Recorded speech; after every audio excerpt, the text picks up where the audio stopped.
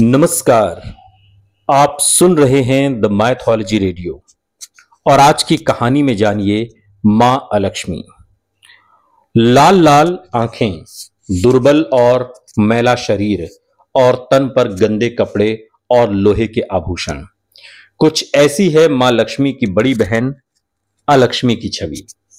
मां लक्ष्मी के बिल्कुल उलट, जहां मां लक्ष्मी सुख, समृद्धि और सौभाग्य की देवी हैं, तो वहीं उनकी बहन अलक्ष्मी जहां निवास करती हैं वहां दरिद्रता, दुख, क्लेश आदि होता है।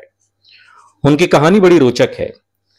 अलक्ष्मी को क्यों मां लक्ष्मी की बहन माना जाता है और कैसे उनके विवाह के लिए देवी लक्ष्मी स्वयं भगवान विष्णु से अड़ गई थी। साथ ही अलक्ष्मी का निवास कहां है और उसे अपने घर में प्रवेश करने से कैसे दूर रखा जा सकता है, आइए इस पॉडकास्ट में आज विस्तार से सुनते हैं। माना जाता है कि समुद्र मंथन के दौरान मां लक्ष्मी का उद्गम हुआ था और इसी प्रकार कथा यह भी है कि मदिरा के साथ अलक्ष्मी भी समुद्र मंथन से ही निकली थी, इसलिए उन्हें मां लक्ष्मी की बड़ी बहन कहा जाता है। तब मां लक्ष्मी के साथ भगवान विष्णु ने विवाह करना चाहा, लेकिन अलक्ष्मी बड़ी थीं और ऐसे में सनातन धर्म के अनुसार पहले अलक्ष्मी का विवाह होना जरूरी था, तभी छोटी बहन यानी देवी लक्ष्मी का विवाह होता।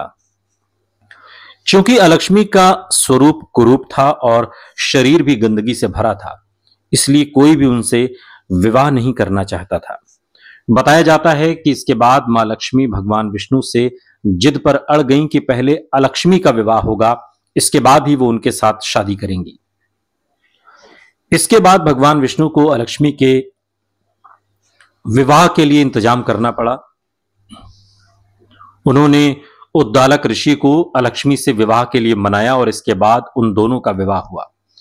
विवाह के बाद अलक्ष्मी को लेकर उद्दालक ऋषि अपने आश्रम पहुंचे, लेकिन अलक्ष्मी ने वहां जाने से इनकार कर दिया।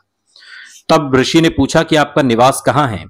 इस पर अलक्ष्मी ने बताया कि जहां गंदगी होती है, लड़ाई झगड़ा होता है, मांस मदिरा का सेवन होता है, अधर्म का काम होता है, वो ऐसे घरों में निवास करती हैं।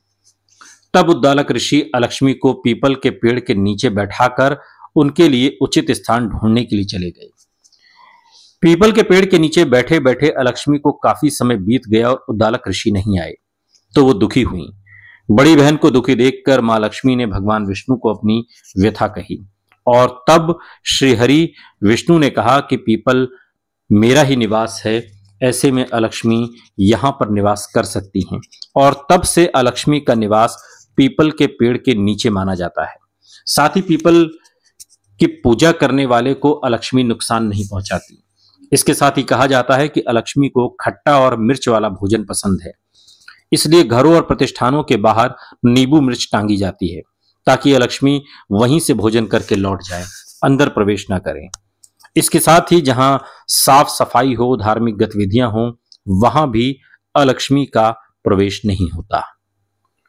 सुनते रहिए द माइथोलॉजी रेडियो, सुनता है सारा इंडिया।